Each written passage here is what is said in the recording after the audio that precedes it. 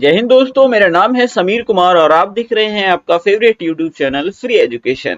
और आज हम कवर करने वाले हैं मुगल काल, वो भी कंप्लीट मुगल काल कवर करेंगे। हम बाबर से शुरू करेंगे, 1526 में बाबर आया था और 1857 तक यानी कंप्लीट मुगल काल कवर करेंगे। हम एक एक करके कवर करेंगे। हम सबसे पहले बाबर को, उसके बाद हुमायूं को, फिर अकबर, फिर जहांगीर, फिर शाहजहां, फिर औरंगजेब और फाइनली हम ऐसे चलते चलते लास्ट में पहुंचेंगे मुगल काल के अंतिम शासक तक। और इनसे रिलेटेड जो जो क्वेश्चंस एग्जाम से पूछे गए हैं अभी तक प्रीवियस ईयर्स में, वो सारी चीजें कवर करेंगे। तो चलिए शुरू करते हैं।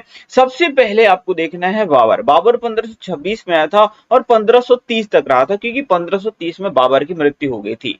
फिर बाबर का पुत्र था हुमायूं। हुमायूं के दो शासनकाल आपको देखने पड़ेंगे, एक 1530 से 1539 तक के और दूसरा फिर 1555 से 1556 तक के, क्योंकि 56 में मतलब हुमायूं की जो थी वो मृत्यु हो जाती है। फिर आप अकबर को देखेंगे 56 से लेकर के 1605 तक के। फिर जहांगीर का पूरा हम शासनकाल कवर करेंगे 1605 से 1627 तक।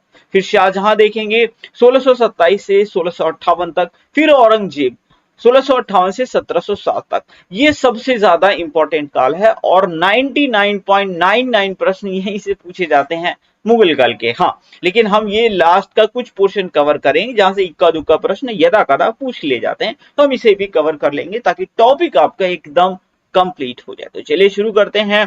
सबसे पहला प्रश्न लेते हैं। मुगल शासक वस्तुतः थे, वैसे तो मुगल अफगानिस्तान से आए थे, क्योंकि बाबर की जो कबर है वो कहाँ है, काबुल में है। लेकिन ये खुद कहते थे कि हम तुर्क हैं, तो ये चगताई तुर्क थे। तो जैसा ये बोलते तो वैसा हम भी करेंगे और हमारी किताबें कहती हैं ये चगताई तुर्क थे। और एग्जाम में प्रश्न आएगा तो आपको क्या लगाना है, चगताई तुर्क। इंपॉर्टेंट है, तुर्क ऑप्शन में दिया होगा तो आप लगाइएगा। तो मुगल शासक मुख्यतः क्या थे, तुर्क थे। प्रश्न नंबर 2 है, भारत में मुगल वंश का संस्थापक कौन था। तो भारत में अगर देखें तो मुगल वंश की स्थापना किसने की थी, बाबर ने की थी। किसने की थी, बाबर ने की थी। बाबर की बात कर लेते हैं। तो बाबर बहुत ही महत्वाकांक्षी शासक था। 14 फरवरी सन 1483 में इसका जन्म हुआ था फरगना में। फरगना कहाँ, काबुल में। और ये 14 मतलब जब ये 14 वर्ष का हो गया था तभी से इसने अपनी एक सेना रख ली थी। करीब 450 लोगों की अपनी खुद की सेना बना ली थी, सिर्फ और सिर्फ 14 साल की एज में। तो काफी ज्यादा महत्वाकांक्षी था और आसपास पड़ोस की जो राज्य हुआ करते थे उन पर ही हमला करना भी शुरू कर चुका था। पिता का नाम था उमर शेख मिर्जा टू। और पिता की तरफ से अगर देखा जाए बाबर, तो ये तैमूर का वंशज था। वही माता का नाम था कुतुलुग निगार खानम और माता की तरफ से ये चंगेज खान का वंशज था। याद रखिएगा, इंपॉर्टेंट प्रश्न है ये। अब हम देखेंगे किस मुगल शासक ने भारत में ओटोमन युद्ध पद्धति को अपनाया था। तो ओटोमन युद्ध पद्धति को अपनाया था बाबर ने। किसने अपनाया था, बाबर ने अपनाया था। अभी आप सोच रहे हो कि सर ये ऑटोमन पद्धति क्या है। तो ऑटोमन पद्धति क्या होती थी, ये जिस भी सेना से युद्ध करते थे उसको चारों तरफ से घेर के मारते थे। पहले अपनी सेना को एक टुकड़े में बांट लेते थे कि लेफ्ट वाली, राइट वाली, बीच वाली। और इस तरह से क्या करते थे, अपनी सेना को ऐसे अरेंज करते थे कि वो जो एनिमी होता था उसकी सेना को चारों तरफ से घेर लेते थे और घेर के मारते थे। और ये कम सेना भी हो ना, तब भी बड़ी से बड़ी सेना पे भारी पड़ जाते थे। तो ऑटोमन युद्ध पद्धति को अपनाया था बाबर ने। प्रश्न एग्जाम में पूछा गया और ऐसे जितने भी प्रश्न आप देखेंगे सारे ही प्रीवियस ईयर के ही प्रश्न है। पानीपत का प्रथम युद्ध कब हुआ था। तो पानीपत का प्रथम युद्ध हुआ था वर्ष 1526 में। कब हुआ था, 1526 में हुआ था। ये बहुत बार एग्जाम में पूछा गया है। तो पानीपत का प्रथम युद्ध किसके बीच हुआ था, ये भी प्रश्न बहुत बार पूछा गया है। तो बाबर और इब्राहिम लोदी के बीच में पानीपत का युद्ध हुआ था। देखिए, इब्राहिम लोदी लोदी वंश का अंतिम शासक था, ये याद रखिएगा। लोदी वंश की स्थापना बहलोल लोदी ने की थी। और ये इब्राहिम लोदी को मारने के लिए बाबर आया क्यों, दरअसल बाबर एक लुटेरा था। इसका पर्पस ही नहीं था भारत में आके राज करने का। इब्राहिम लोदी का कजिन ब्रदर था दौलत खान लोदी। तो दौलत खान लोदी जो था वो इब्राहिम लोदी से उसकी कुछ तनातनी हो गई थी। तो उसने क्या किया, बाबर को लेटर लिखा कि आओ भाई भारत में और लूटपाट करो और इब्राहिम लोदी को मारो। तो बाबर आ गया और बाबर ने लूटपाट की, इब्राहिम लोदी को तो मारा, लेकिन वो गया नहीं लूटपाट करके, वो यहीं रुक गया। और आखिर में क्या हुआ, कई सारे युद्ध लड़े बाबर ने बैक टू बैक हर साल। 1526 में आया था बाबर और लगातार जब तक ये यहाँ रहा युद्ध ही करता रहा और हर साल एक युद्ध जीतता भी रहा। अगला युद्ध है खानवा का युद्ध, किसके बीच हुआ था? तो ये खानवा का युद्ध है, ये किसके बीच हुआ था? तो ये बाबर और राणा सांगा के बीच में हुआ था और इसमें भी बाबर की ही जीत हुई थी। खानवा का युद्ध हुआ कब था? तो खानवा का युद्ध हुआ था 1527 में। कब हुआ था खानवा का युद्ध? 1527 में। चंदेरी का युद्ध ये कब हुआ था? अब 1528 में हुआ था चंदेरी का युद्ध। कब हुआ था? 1528 में। अब चंदेरी के युद्ध की अगर बात करें तो ये 29 जनवरी सन 1528 ईस्वी में मुगलों और राजपूतों को मध्य लड़ा गया था। खानवा युद्ध के पश्चात राजपूतों की शक्ति पूरी तरह से नष्ट नहीं हुई थी, इसलिए बाबर ने चंदेरी का युद्ध शेष राजपूतों के खिलाफ लड़ा था और इस युद्ध में राजपूतों की सेना का नेतृत्व मेदिनी राय ने किया था। तो याद रखिएगा एग्जाम में कभी कभी पूछा जाता है कि चंदेरी का युद्ध किसके बीच हुआ था, तो आपको ऑप्शन में मिलेगा बाबर और मेदिनी राय के बीच में ये चंदेरी का युद्ध हुआ था। कब हुआ था? 1528 में हुआ था। घाघरा के युद्ध में बाबर ने किसे हराया था? तो घाघरा के युद्ध में बाबर ने अफगान सेना को हराया था जिसका नेतृत्व महमूद लोदी ने किया था। और घाघरा का युद्ध हुआ कब था? तो ये वर्ष 1529 में हुआ था। कब हुआ था? वर्ष 1529 में ये घाघरा का युद्ध हुआ था। तो इस तरह से अगर आप देखेंगे तो 1526 में आया था और 1529 तक ये लड़ता ही रहा था। अगला प्रश्न है बाबर की मृत्यु कब हुई थी? तो अगले ही साल 1530 में बाबर की मृत्यु हो गई थी और ऐसा नहीं है कि किसी युद्ध में मारा गया था, बाबर इसकी नेचुरल डेथ ही हुई थी।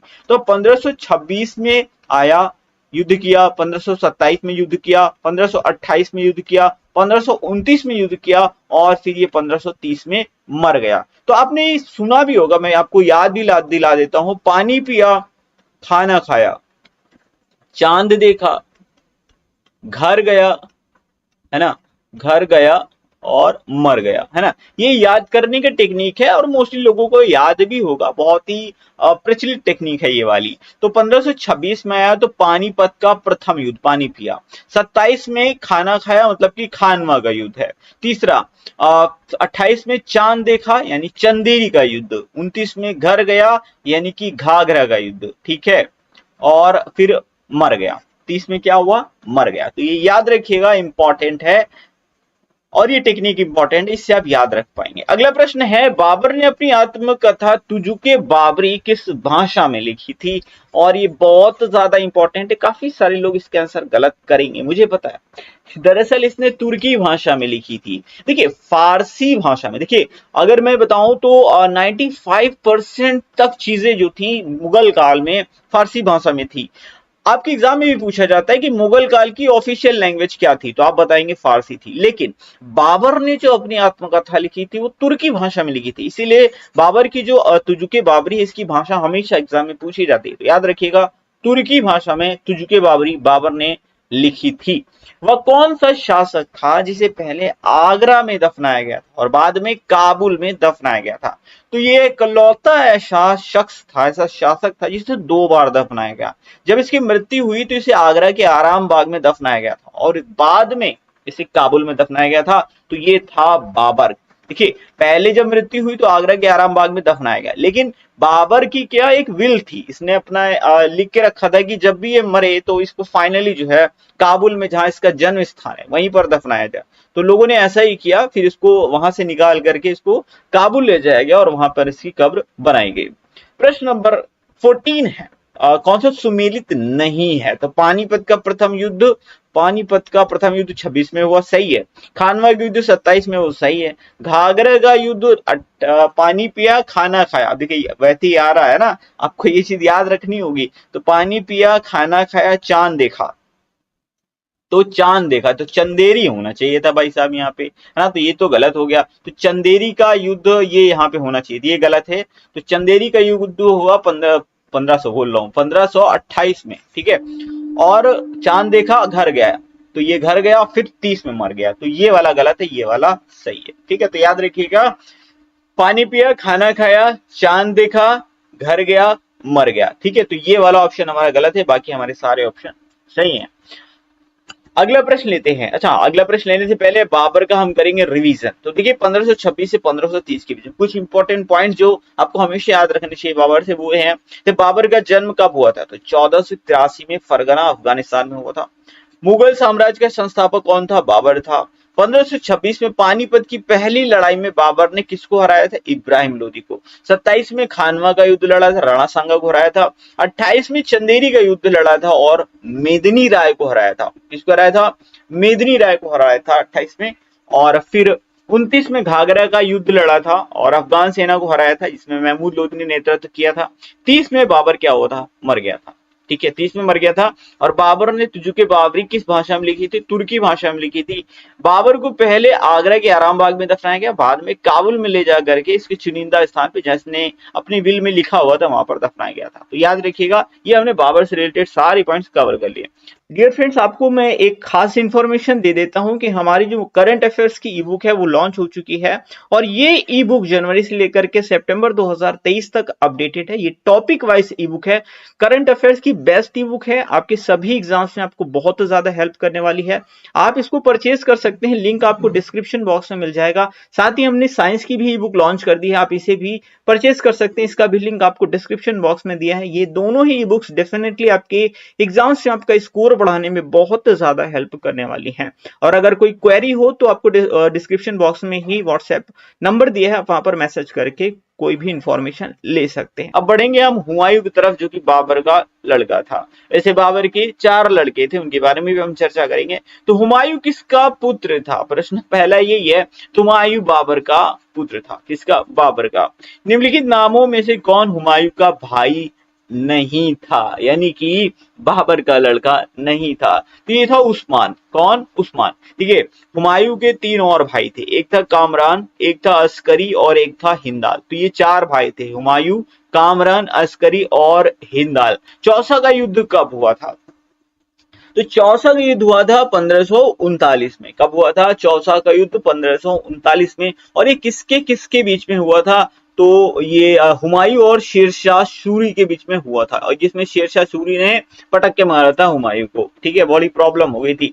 तो 1540 में कन्नौज का युद्ध। अब 1539 में इसने पहले तो हराया, ठीक है, चौसा के युद्ध में। तो ये चौसा के युद्ध में जब हराया तो ये जो था हुमायूं, ये भाग गया। कहां भाग गया? ये भाग गया कन्नौज के साइड में। कहां भाग गया? कन्नौज की साइड में। लेकिन शेरशाह सूरी ने कहा कि मैं तो तुमको छोड़ूंगा नहीं, तो इसने इसको दौड़ा दिया और फाइनली 1540 में इसने पकड़ा कन्नौज में, और फिर हुआ कन्नौज का युद्ध। ठीक है, कहा हुआ? कन्नौज का युद्ध हुआ। तो कन्नौज का युद्ध, इसको कभी कभी बिलग्राम का युद्ध भी आपको लिखा हुआ मिल जाएगा, तो बिल्कुल कंफ्यूज मत होइएगा। तो शेरशाह सूरी और हुमायूं के बीच में वर्ष 1540 में हुआ था कन्नौज या फिर बिलग्राम का युद्ध, और इसमें भी शेरशाह सूरी की ही जीत हुई थी। अगला प्रश्न है, हुमायूं ने किस वर्ष सरहिंद के युद्ध के बाद सत्ता हासिल की थी? अब 1540 में कन्नौज का युद्ध भी शेरशाह सूरी ने जीत लिया था, लेकिन शेरशाह सूरी की 1545 में हो गई थी मृत्यु। ठीक है, उसके बाद इसके वंशज आए और फिर फाइनली अब इसकी मृत्यु हो गई थी। तो हुमायूं ने क्या किया? अपने बाकी तीनों भाइयों के साथ मिल करके आक्रमण किया। कब? वर्ष 1555 में। कब किया? 1555 में आक्रमण किया और युद्ध हुआ सरहिंद का युद्ध। सरहिंद का युद्ध किसके किसके बीच में हुआ था? तो हुमायूं और सिकंदर सूरी के बीच में हुआ था। किसके? सिकंदर सूरी के बीच में हुआ, जो कि वंशज था शेरशाह सूरी का। और इसमें सिकंदर सूरी को हुमायूं ने हरा दिया, क्योंकि हुमायूं अपने तीनों भाइयों के साथ मिल करके लड़ा था और सिकंदर सूरी को उसने हरा दिया, और फाइनली इसने 1555 में अपनी सत्ता फिर से हासिल कर ली थी। तो किस मुगल शासक की मृत्यु पुस्तकालय की सीढ़ियों से फिसल कर गिरने से हुई थी? तो ये किसकी मृत्यु हुई थी? हुमायूं की।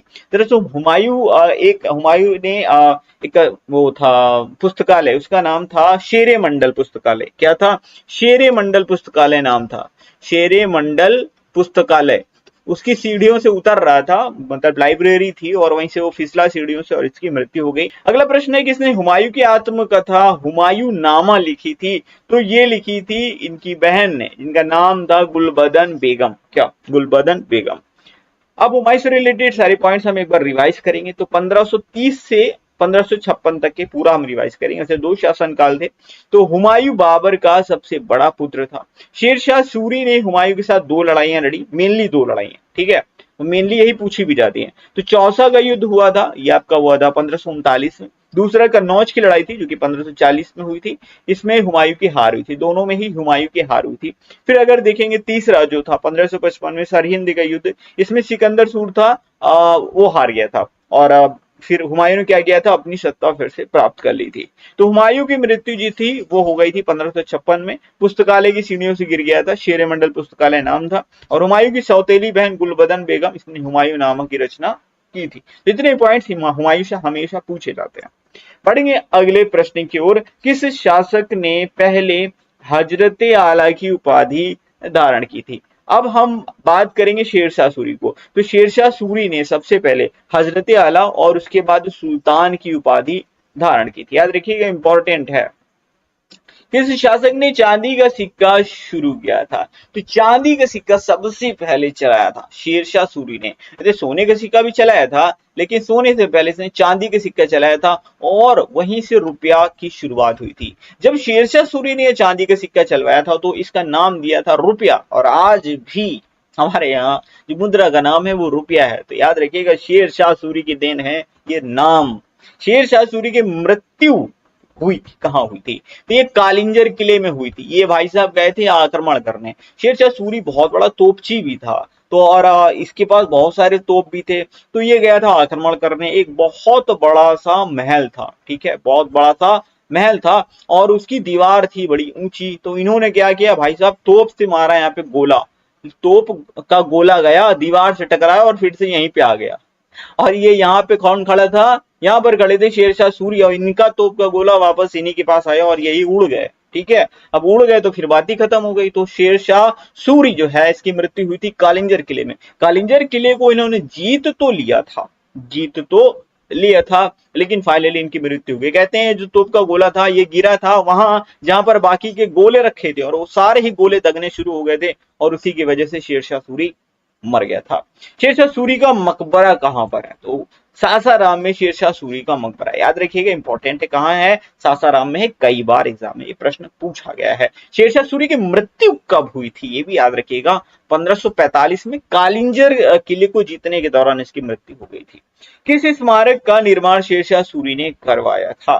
तो दिल्ली की है किलाए कुहना मस्जिद। इसको कहीं कहीं पे आपको पुराना किला लिखा हुआ मिलेगा, तो बिल्कुल कंफ्यूज मत होइएगा, इसको पुराना किला के नाम से जाना जाता है, और या फिर कभी कभी आपको किलाए कुहना भी लिखा हुआ मिलता है। तो इस मस्जिद का निर्माण जो है वो शेरशाह सूरी ने ही करवाया था। अगला प्रश्न है, दिल्ली में पुराना किला के भवनों का निर्माण किसने करवाया था? अभी मैंने आपको बताया शेरशाह सूरी ने कराया था। किसने कराया था? शेरशाह सूरी ने। कृषकों की सहायता के लिए किस मध्यकालीन भारतीय शासक ने पट्टा एवं कबूलियत की व्यवस्था प्रारंभ की थी? पट्टा मतलब जो जमीन के कागज होते थे उसको कागज बना के दे दिया जाता था। तो एक तरह से क्या होता था, मतलब ये अपनी जमीन देता था और उस पर खेती करता था और कबूलनामा ले लेता था। ठीक है, तो इस तरह से तो ये पट्टा और कबूलियत की व्यवस्था प्रारंभ की थी शेरशाह सूरी ने। अगला प्रश्न है, किसने पूर्वी बंगाल से लेकर के पेशावर तक के सड़के आजम का निर्माण करवाया था, जिसको आजकल आप लोग GT road, grand trunk road बोलते हैं। इसका निर्माण जो है शेरशाह सूरी ने कराया था। इसको सड़के आजम बोलते हैं, द लॉन्ग वॉक भी बोलते हैं ना, काफी सारे नाम है इसके, उत्तर पथ भी बोलते हैं। तो ये कई सारे नामों से जानी जाती है। इसका निर्माण किसने कराया था? शेरशाह सूरी ने करवाया था। पूर्वी बंगाल मतलब कि बांग्लादेश से लेकर के ये पाकिस्तान के पेशावर तक बनाई थी, भारत से होते हुए ही जाती है पूरी इस तरह से। ठीक है, तो ये याद रखिएगा, इंपॉर्टेंट है। पानीपत का दूसरा युद्ध कब लड़ा गया था? अब हम आ जाएंगे अकबर के पास। तो ये पानीपत का दूसरा युद्ध जो लड़ा गया था वो लड़ा गया था वर्ष 1556 में। और जब 1556 में ये युद्ध लड़ा गया, मैंने आपको बताया था 1556 में हुमायूं की मृत्यु हो गई थी और हुमायूं का बेटा है अकबर। जब 1556 में युद्ध हुआ था तो अकबर मात्र 14 साल का था। अब ये युद्ध लड़ा किसने था? तो ये लड़ा था इसके संरक्षक बैरम खान ने। किसने लड़ा था?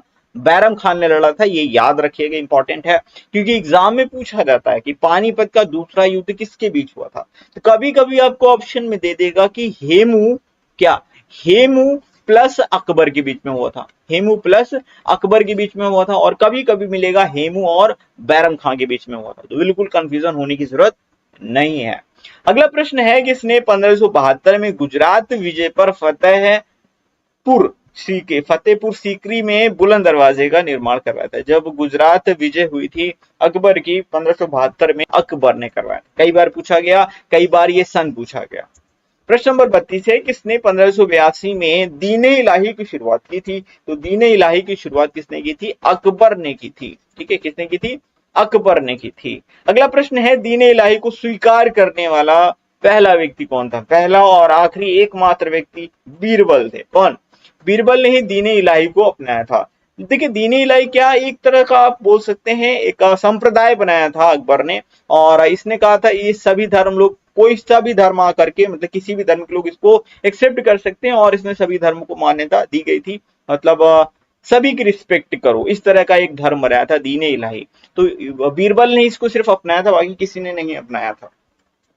हल्दी घाटी का युद्ध कब हुआ था? तो ये हुआ था 1576 में। ये प्रश्न बहुत पूछा जाता है। अच्छा, हल्दी घाटी का युद्ध हुआ किसके बीच में था? तो ये महाराणा प्रताप के बीच में हुआ था। महाराणा प्रताप और कभी कभी आपको एग्जाम में लिखा मिलेगा अकबर के बीच में हुआ था। दरअसल ये महाराणा प्रताप और अकबर के बीच ना होकर के अकबर के सेनापति मानसिंह के बीच में हुआ था।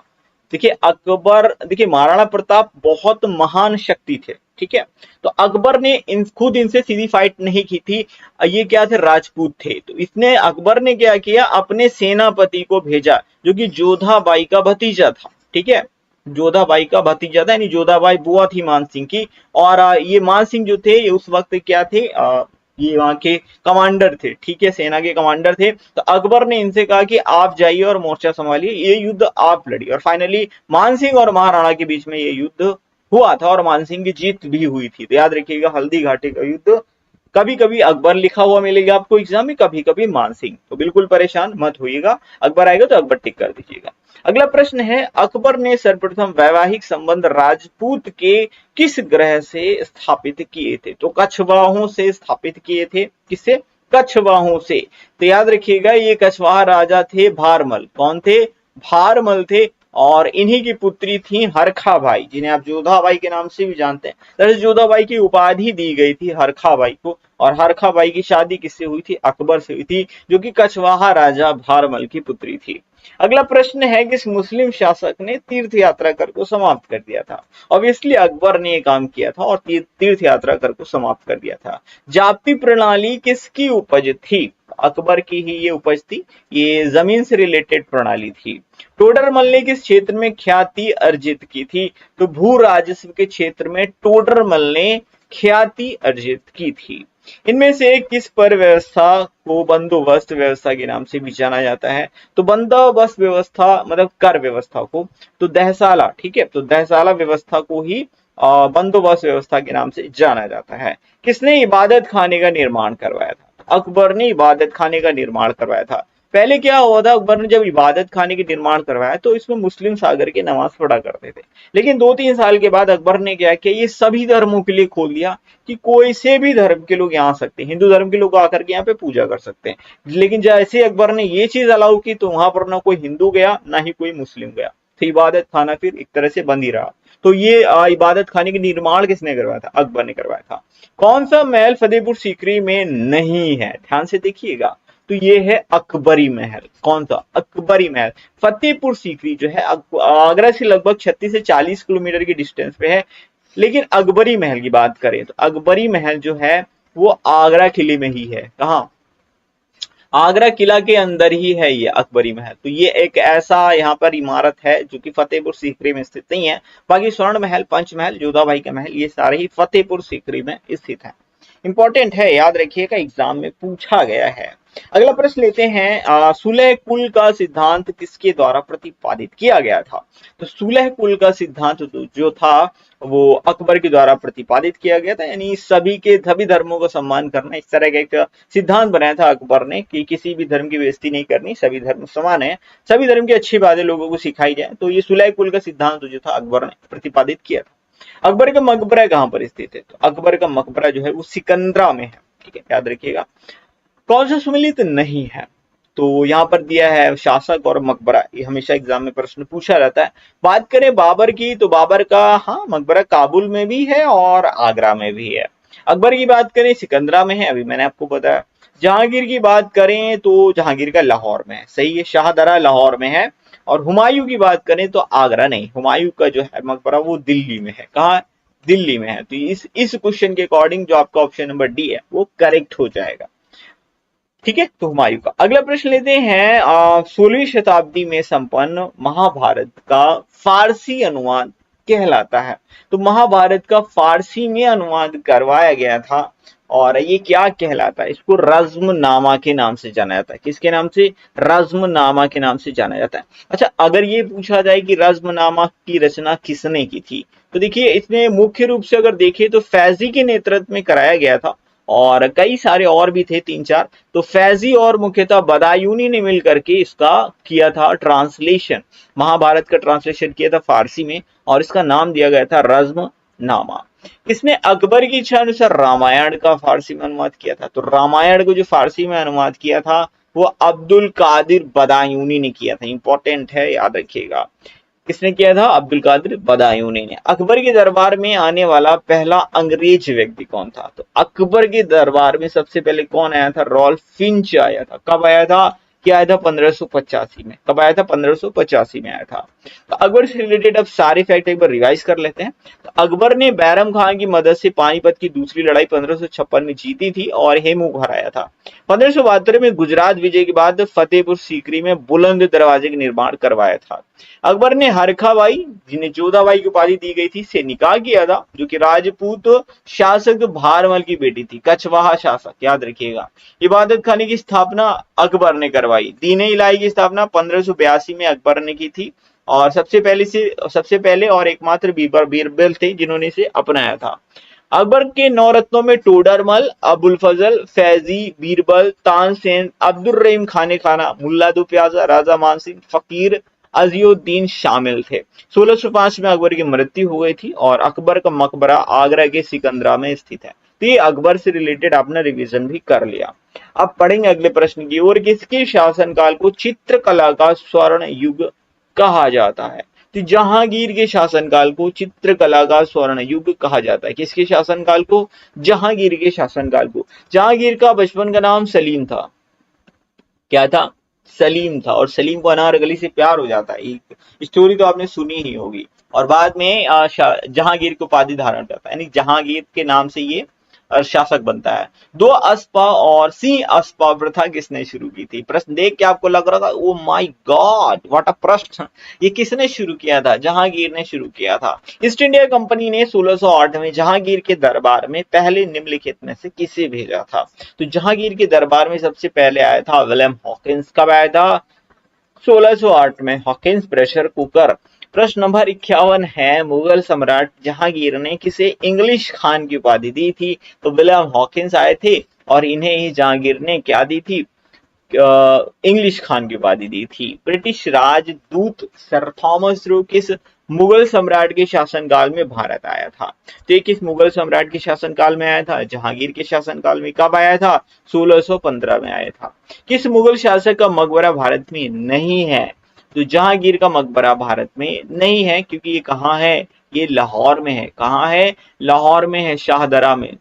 कहाँ है? लाहौर में है। अकबर का मैंने आपको बताया ही था, सिकंदरा में है। और शाहजहां का ऑब्वियसली आगरा में है। हुमायूं का दिल्ली में है ना। अगला प्रश्न है, मुगल चित्रकला किसके शासनकाल में अपनी पराकाष्ठा पर थी? तो चित्रकला के मामले में अगर देखेंगे तो जहांगीर के शासनकाल में जो चित्रकला थी, ध्यान रखिएगा मैं एम्फेसिस कर रहा हूं, क्योंकि शाहजहां के काल में जो थी वो स्थापत्य कला के मामले में स्थापत्य कला पराकाष्ठा पे थी, लेकिन जहांगीर के शासनकाल में चित्रकला पराकाष्ठा पर थी।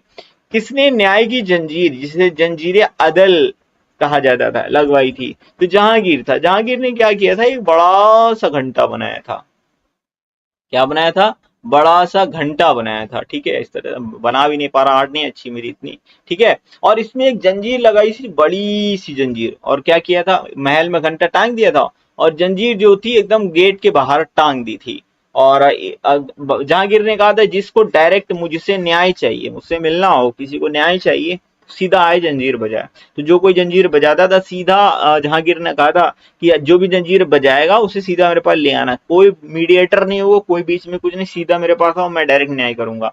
तो ये जहांगीर था और इसे बहुत न्यायप्रिय राजा माना जाता था। याद रखिएगा, जंजीरें अदल लगवाई थी जहांगीर ने, कई बार एग्जाम में पूछा गया। जहांगीर के दरबार में पक्षियों का सबसे बड़ा चित्रकार कौन था? तो ये था मंसूर। कौन था? मंसूर था। याद रखिएगा, इंपॉर्टेंट है, एग्जाम में कई बार ये प्रश्न पूछा गया है। अगला प्रश्न है कि इस मुगल शासक ने सिख धर्म के 5वें गुरु गुरु अर्जन देव को फांसी की सजा सुनाई थी? ये प्रश्न एग्जाम में बहुत बार पूछा गया है। याद रखिएगा, जहांगीर ने सिख धर्म के 5वें गुरु जो थे गुरु अर्जुन देव, उनको फांसी की सजा सुनाई थी। किस मुगल शासक ने अपनी आत्मकथा फारसी भाषा में लिखी थी? तो ये लिखी थी जहांगीर ने, तुजुके जहांगीरी। किस नाम से लिखी थी? तुजुके जहांगीरी के नाम से। एतमादुद्दौला का मकबरा आगरा में किसने बनवाया था? तो ये नूरजहां ने बनवाया था। नूरजहां एतमादुद्दौला, दरअसल मैं आपको स्टोरी बता दूं तो ये एतमादुद्दौला तो एक उपाधि है, मिर्जा ग्यास बेग नाम था। मिर्जा ग्यास बेग ये एक खजांची थे, अकबर की एक रियासत के खजांची हुआ करते थे मिर्जा ग्यास बेग, और इन्हीं की बेटी थी नूरजहां। और नूरजहां की शादी हुई थी जहांगीर के साथ में, यानी जहांगीर की क्या थी? ये वाइफ थी, है ना, जहांगीर की ये वाइफ थी। और नूरजहां ने ही अपने पिता का यानी कि एतमादुद्दौला, एतमादुद्दौला दरअसल एक उपाधि दी गई थी मिर्जा ग्यास बेग को, इसलिए एतमादुद्दौला के नाम से फेमस हो गए थे। तो एतमादुद्दौला का मकबरा बनवाया था कहां? आगरा में। किसने? नूरजहां ने। एग्जाम में आ चुका है। अब हम जहांगीर से रिलेटेड सारे फैक्ट एक बार रिवाइज कर लेते हैं, 1605 से 1627 तक। 5वें सिख गुरु अर्जुन देव को फांसी किसने दी थी? बार बार प्रश्न पूछा जाता है। जहांगीर यानी कि सलीम ने। ठीक है, जहांगीर ने 1611 में मेहरुन्निसा से शादी की थी और नूरजहां की उपाधि दी थी। अभी मैंने नूरजहां की बात की, इसके अलावा दो तीन शादियां और भी की थी। उसने न्याय के चाहने वालों के लिए आगरा किले में जंजीरे अदल की स्थापना की थी। कप्तान हॉकिंस और टॉमस रो इसकी शासनकाल में ही दौरा करने आए थे। और जहांगीर के काल में चित्रकला का स्वर्णयुग कहा जाता था। जहांगीर के काल को चित्रकला का स्वर्णयुग कहा जाता था।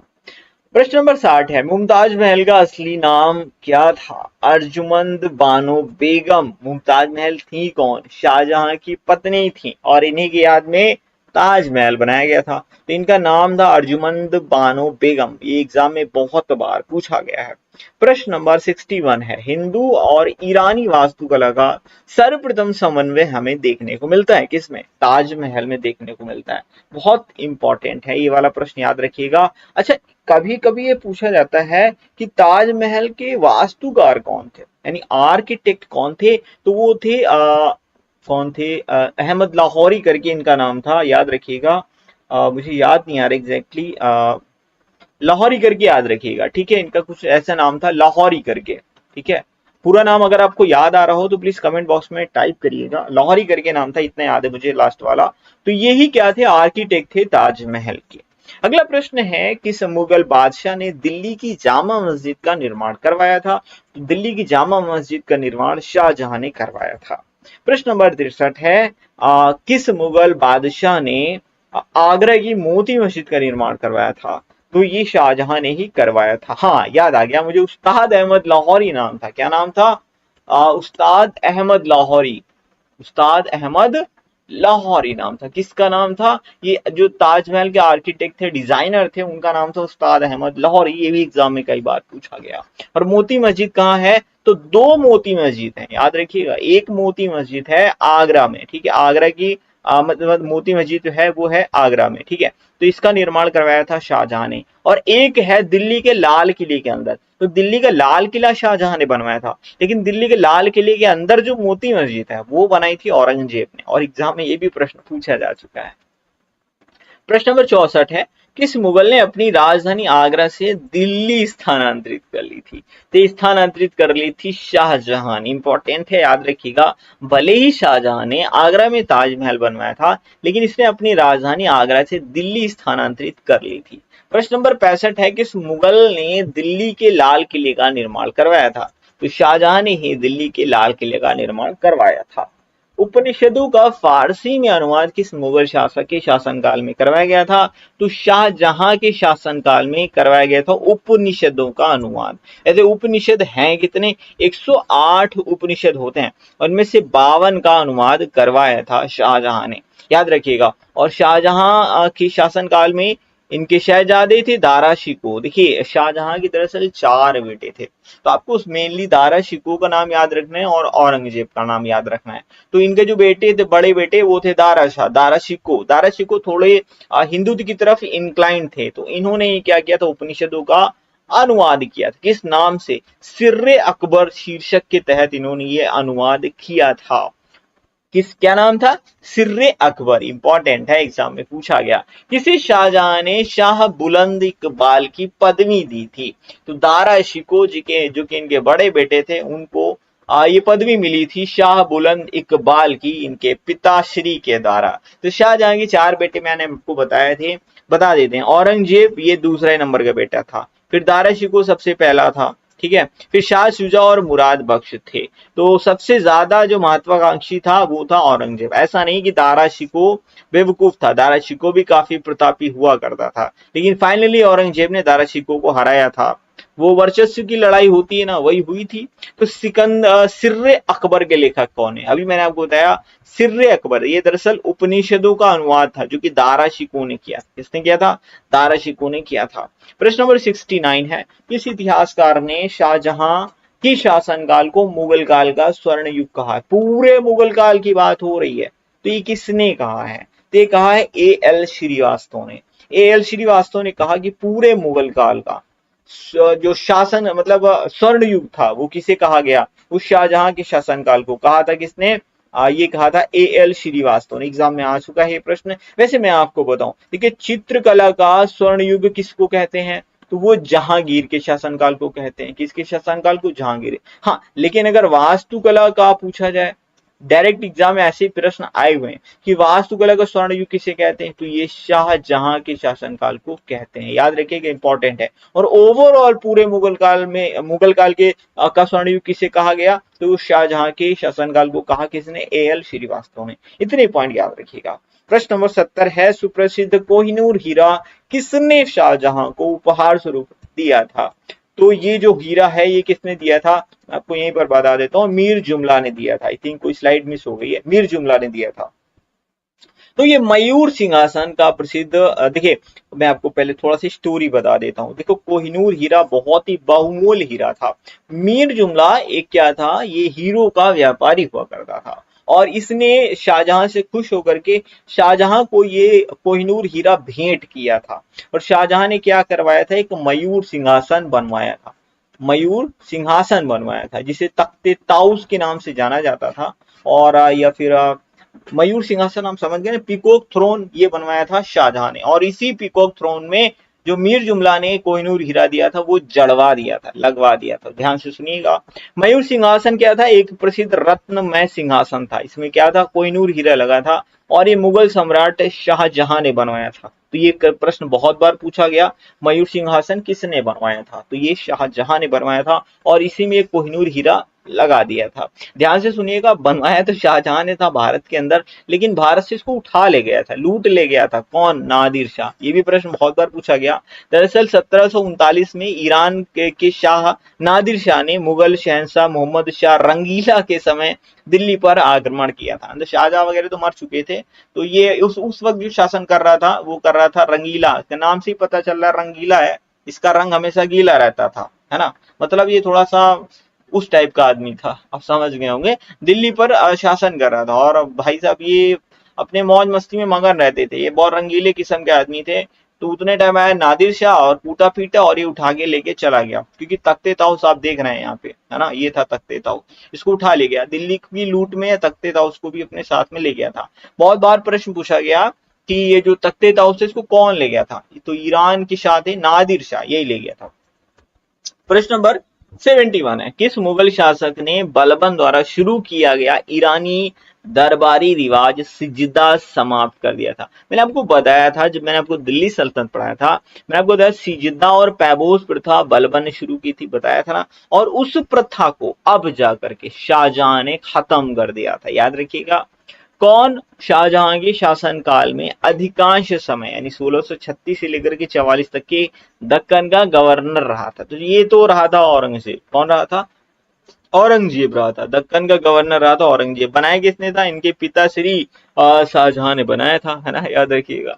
किस मुगल बादशाह के काल को वास्तुकला का स्वर्णयुग कहा जाता है? मैंने आपको बताया था शाहजहां के शासनकाल को वास्तुकला का स्वर्णयुग कहा जाता है। तो शाहजहां से रिलेटेड सारी चीजें एक बार रिवाइज कर लेते हैं। 1628 से 1658 तक का टाइम पीरियड रहा था शासनकाल का शाहजहां का। और उसके बाद जब 1658 में आते हैं तो इनका जो लड़का होता है ना औरंगजेब, इनको उठा करके जेल में बंद कर देता है। ठीक है, आगरा किले में बंद करता है। उसके बाद ये कहते हैं ऐसा है, हमको जो है ताजमहल के सामने जो है आगरा किला वहीं डाल दो यार, हम वहीं जो है ताजमहल देखते रहेंगे, क्योंकि इन्होंने अपनी बीवी की याद में ताजमहल बनवाया था, अर्जुमंद बानो बेगम की याद में। ठीक है, शाहजहां के काल को वास्तुकला का स्वर्णयुग कहा जाता है। और शाहजहां ने आगरा के ताजमहल और दिल्ली की जामा मस्जिद भी बनवाई थी और कई सारे स्मारक भी बनवाए थे। शाहजहां की पसंदीदा बेगम थी अर्जुमंद बानो बेगम, और इन्हीं की याद में इन्होंने ताजमहल बना दिया था। आज भी प्रसिद्ध है, 7 अजूबों में से एक है। 22 साल लग गए थे ताजमहल को बनने में। शाहजहां ने मयूर सिंहासन भी बनाया था। अब पहुंचेंगे प्रश्न नंबर 74 पे, और औरंगजेब, ठीक है, मेन औरंगजेब पे आ चुके हैं। अच्छा, याद रखिएगा एक प्रश्न ये पूछा जाता है, मुगल काल में सबसे ज्यादा शासन किसने किया था? औरंगजेब ने 49 साल तक ये शासन किया था, और अकबर ने भी 49 साल तक शासन किया था। तो इस मुगल बादशाह का 2 बार राज्याभिषेक हुआ था। ऑब्वियसली हम औरंगजेब की बात कर रहे हैं, तो इसने 2 बार अपना राज्याभिषेक करवाया था। एक तब करवाया था 1658 में, जब इसने अपने बाप को गद्दी से हटा दिया था, तो इसने तुरंत अपना राज्याभिषेक करवाया था। उसके बाद फिर इसने 1659 में अपना राज्याभिषेक करवाया था। काहे करवाया था? इसने अपने भाई दारा शिकोह का काम तमाम कर दिया था। उसके बाद इसने फिर से अपना राज्याभिषेक करवाया था। अगला प्रश्न है 1658 में प्रसिद्ध धर्मत का युद्ध किन के बीच लड़ा गया था? धर्मत का युद्ध जो है वो औरंगजेब और इनके जो भाई साहब थे उनके बीच में लड़ा गया था। फाइनली औरंगजेब की जीत हुई थी और दारा शिकोह हार गया था। तो याद रखिएगा, धर्मत का जो युद्ध था 1658 में हुआ था शाहजहां के 2 पुत्रों के बीच में, एक दारा शिकोह और औरंगजेब। मध्य प्रदेश में स्थित है ये धर्मत नाम का स्थान, यहीं पर ये युद्ध लड़ा गया था। वैसे दारा शिकोह का साथ जो था ना वो जोधपुर के राजा जसवंत सिंह ने दिया था। ये प्रश्न पूछा जा चुका है, किसने साथ दिया था? जोधपुर के राजा जसवंत सिंह ने। और युद्ध में जीता कौन था? औरंगजेब। तो याद रखिएगा। अगला प्रश्न है, प्रश्न नंबर 76 है, किस मुगल सेनापति के साथ शिवाजी महाराज ने 1665 में पुरंदर की संधि पर हस्ताक्षर किए थे? तो ये थे जय सिंह। कौन? जय सिंह। तो शिवाजी ने ये जो समझौता किया था वो जय सिंह के साथ में किया था। दरअसल जय सिंह जो था ये प्यादा किसका था? औरंगजेब का था ऑब्वियसली। अगला प्रश्न है, किस मुगल बादशाह को जिंदा पीर कहा जाता था? तो ये औरंगजेब, इसको जिंदा पीर के नाम से जाना जाता था। औरंगजेब ने दक्षिण के किन 2 राज्यों पर विजय प्राप्त की थी? ते थे बीजापुर और गोलकुंडा। याद रखिएगा कब की थी? तो औरंगजेब ने 1686 में बीजापुर पर और 87 में गोलकुंडा पर आधिपत्य स्थापित किया था। सारे प्रीवियस ईयर के क्वेश्चन है। प्रश्न नंबर 79 है, किस मुगल सम्राट ने सर्वाधिक हिंदू अधिकारियों की नियुक्ति की थी? ये औरंगजेब जो था ना, ये थोड़ा सा अजीब किस्म का आदमी थे। मैं आपको 2-3 चीजें बताता हूँ। सबसे पहली चीज, ये बहुत बड़ा कट्टर मुस्लिम था। ठीक है, नहीं ये अजीब नहीं है, अजीब ये सबसे बड़ा कट्टर मुस्लिम था। और इसी के शासनकाल में सबसे ज्यादा हिंदू अधिकारियों की नियुक्ति हुई थी। चलिए ये तो धार्मिक मामला है, चलिए छोड़ देते हैं इसके बारे में। एक खास बात मैं आपको बताता हूँ, इसने क्या किया, जो नृत्य वगैरह हुआ करते थे राज्य में वो खत्म किए, और जितने गाने बजाने वाले थे यानी कि वादक वगैरह, उनकी सबकी छुट्टी कर दी, कहा जाओ भैया घर जाओ अपने, है ना। ये मतलब कहता था ये सारी चीजें इस्लाम में हराम है, ये सब वादकों की छुट्टी कर दी, सबको भगा दिया। और ये खुद बहुत बड़ा वादक था, वीणा बजाने का बड़ा शौकीन था। ठीक है, याद रखिएगा, एग्जाम में पूछा जाता है कि ये औरंगजेब कौन सा वाद्य यंत्र बजाता था? तो भाई साहब खुद वीणा बजाते थे और दूसरों को मना करते थे, भगा देते थे। तो ये हाल है। तो ये थे औरंगजेब। ठीक है, और कहते थे बहुत ही कट्टर आदमी थे। ठीक, याद रखिएगा। किस मुगल शासक को पुनः जजिया कर किसने लगाया था? तो औरंगजेब ने ही लगाया था, जजिया कर फिर से इसने लगा दिया था। सबसे पहले किसने लगाया था? फिरोज शाह तुगलक ने ब्राह्मणों पर जजिया कर लगाया था। और उसके बाद फिर अकबर आया, अकबर ने खत्म कर दिया। उसके बाद ये जब औरंगजेब आया तो इसने फिर से लगा दिया था। तो 21 81 नंबर का प्रश्न है, किस मुगल शासक ने दिल्ली में बीबी का मकबरा बनवाया था? तो ये बीबी का जो मकबरा है ये औरंगजेब ने बनवाया था, ये अपनी बीवी की याद में बनवाया था। किसकी याद में? अपनी बीवी की याद में बनवाया था। आप देखेंगे ना, आपको देख के लगेगा भाई साहब ये तो ताजमहल है यार, है ना, एकदम वैसा ही है। ताजमहल की कॉपी बनवाई थी बीवी का मकबरा, तो याद रखिएगा दिल्ली में बनवाई थी। अगला प्रश्न है कि इस इमारत को द्वितीय ताजमहल भी कहा जाता है। देखिए दो चीजें इसको कहते हैं, कभी कभी ताजमहल की नकल, कहीं कहीं प्रश्न पूछा गया ताजमहल की घटिया नकल किसको कहते हैं, और ऐसे भी पूछा गया द्वितीय ताजमहल किसे कहते हैं। तो ये है बीबी का मकबरा, राबिया उद दौरानी का मकबरा। ठीक है, ये बीबी याद रखिएगा, ये औरंगजेब की बीवी थी, नाम है राबिया उद दौरानी। और ये एग्जाम में ऐसे ही प्रश्न आया इसलिए मैंने आपको ऐसे दिया। ये है ताजमहल और ये है बीबी का मकबरा। अब देखिए एकदम सेम टू सेम लग रहा है ना, तो ये घटिया नकल बोला जाता है। अगला प्रश्न है कौन सम्राट औरंगजेब की पुत्री थी। तो औरंगजेब की पुत्री कौन थी? मेहरुन्निसा थी। बाकी आप यहाँ पर देख रहे हैं रोशन आरा, जहां आरा, गौहर आरा, ये सब औरंगजेब की बहन थी। अब आप कहेंगे सर ये बहन बेटी के नाम क्यों बोल रहे हो? भाई एग्जाम में आया है, पूछा गया प्रश्न है। अगला प्रश्न है 84, समर्थ रामदास किसके शासन काल से संबंधित है? तो औरंगजेब के शासन काल के दौरान समर्थ रामदास थे, बहुत महान संत थे। समर्थ रामदास महाराष्ट्र के काफी महान संत थे, और उस दौरान ये औरंगजेब शासन किया करता था जिस दौरान समर्थ रामदास थे। प्रश्न नंबर 85 है कि मुगल शासक ने दिल्ली के लाल किले में मोती मस्जिद का निर्माण करवाया था। मैंने आपको बताया भी था, औरंगजेब। याद रखिएगा, अगर आगरा की मोती मस्जिद की बात की जाए तो वो शाहजहां ने बनवाई थी, लेकिन अगर दिल्ली के लाल किले की मोती मस्जिद की बात की जाए तो वो किसने बनवाई थी? ऑब्वियसली औरंगजेब ने बनवाई थी। और ये दोनों ही प्रश्न एग्जाम्स में पूछे गए हैं। प्रश्न नंबर 86 है किस मुगल शासक ने सिख धर्म के 9वें गुरु गुरु तेग बहादुर को फांसी की सजा दी थी?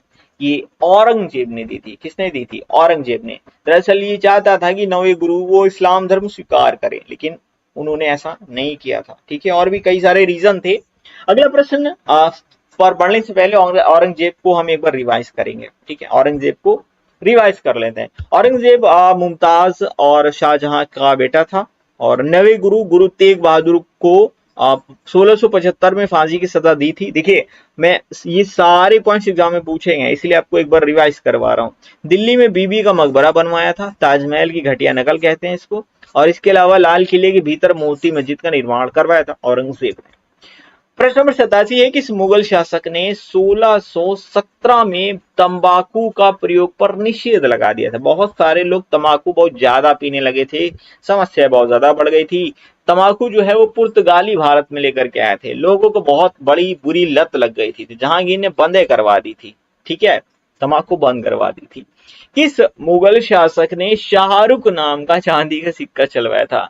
मुझे याद है मैं खुद ही एक एग्जाम दे रहा था, उसमें ही ये प्रश्न आया था, और मैं भाई कंफ्यूज, ये शाहरुख खान का नाम का चांदी का सिक्का किसने चलवाया था? एट दैट टाइम मैं इस क्वेश्चन का आंसर नहीं दे पाया था, अभी मैं आपको दे देता हूँ। बाबर। ठीक है, ये एग्जाम में आ चुका है।